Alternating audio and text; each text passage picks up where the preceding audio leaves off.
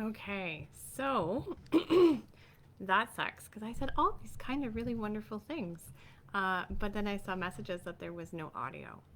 So let's restart this with a little bit less. And if any of you are watching, can you please let me know that the audio is working or not? I couldn't change the audio settings while we were live, so I had to end it and then begin it again. So, okay, yeah, so I can see comments if they happen. Welcome to the Morning Mandala. I said so many things. I'm Nikki Featherstone, and today we are once again doing the Morning Mandala on Thursday mornings through May and June at 11 a.m. And this is through the Finding Wellness Through Art program with the CMHA East Central, and it's a really lovely program that I am privileged to partner with them to facilitate. The Morning Mandala, for those who are new, is about taking a place of pause, coming into practice, how we can learn to ground and come into the present moment. It's something that you might have heard is called mindfulness. And in our world, it's really difficult. It's really difficult to have mindful moments because we have a lot going on. And it's not something that you just kind of like learn and you're good. It's a practice. You are continuously having to practice it as a skill.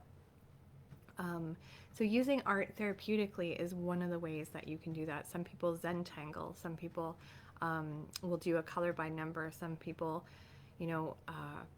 do just any kind of art. And it's whatever works for you. Some people do the breathing, some people do a meditation.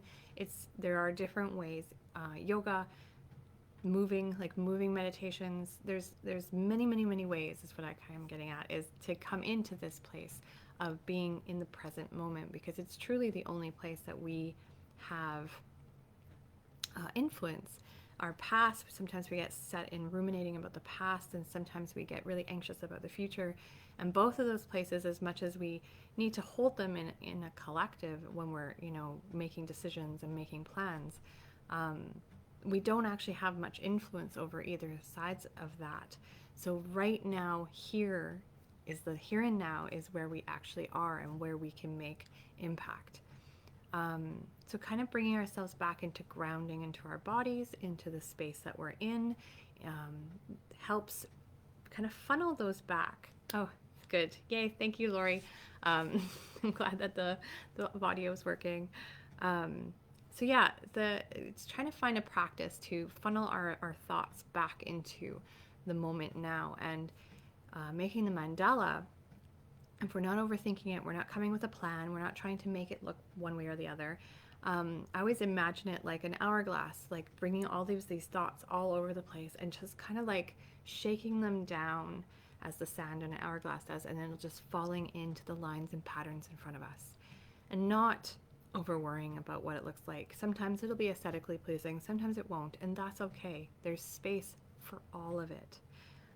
You can use special materials, but you can also use very basic, and we get sometimes really caught up in needing special materials to make art, and that's really not true.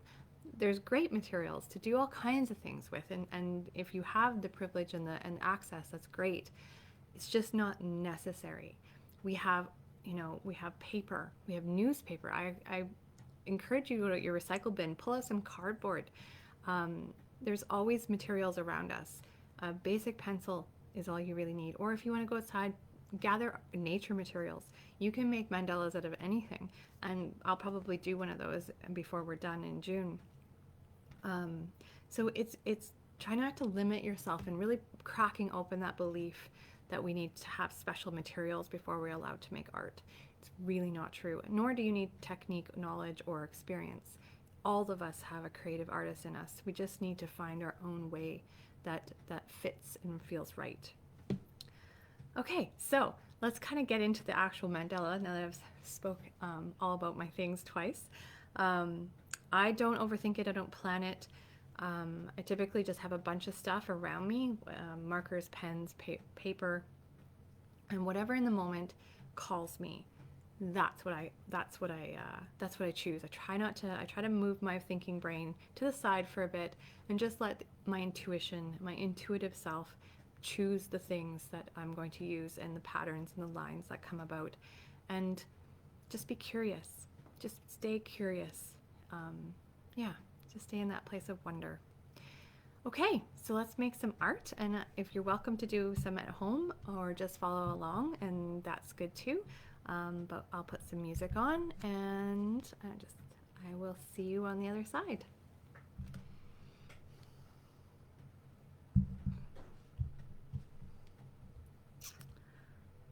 Okay.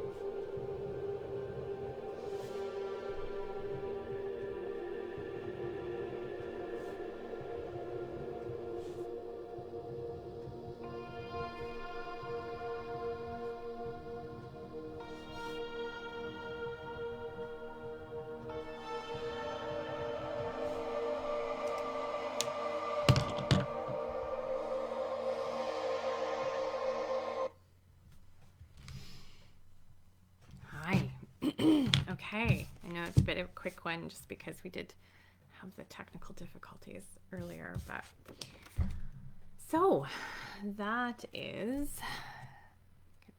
solid light on it. My mandala for today, and it is very, very orderly. That's what I first am seeing, and I was really drawn to using circles to draw out my circles today. But when I went over them with the black marker, it became very unorderly. So I had to kind of accept that there's typically from chaos to order, order to chaos. It kind of comes back and forth in the world of nature.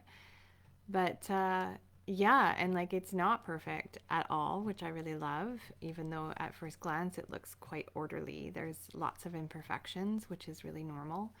And when we look at, flowers, trees, none of them grow perfectly, and we don't judge them for that. We just accept that that's organically how they grew, which I love.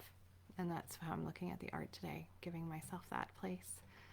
And then it's hard to see in the light, but these little bubbles at the end, they're pink because this is really monochromatic. It's very two colors, black and green. And I really wanted to, although it's like, it's been kind of overcast here the last couple days with snow and rain, but the pink reminds me that there is growth, there is flowers blooming, that we are moving into that season where beauty just springs up all around us. And even in the most overcast, orderly, constricted types of environments, sometimes that's necessary, but you still have growth that will come off of it around the outside.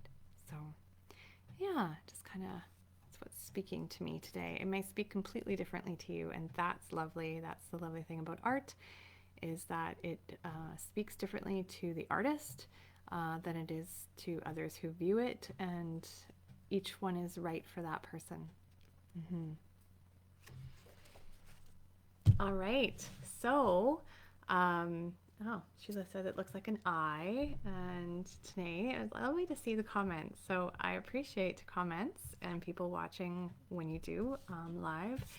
Also, it will be recorded, so you're welcome to watch it whenever it works for you. And yeah, I hope if you ever do art at home and you'd like to show it, feel free to comment on the live feed here or on the event.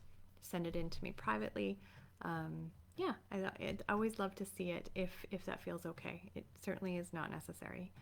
And so that's our morning mandala today. I will be back here next Thursday at 11 a.m. I will check the audio settings more specifically.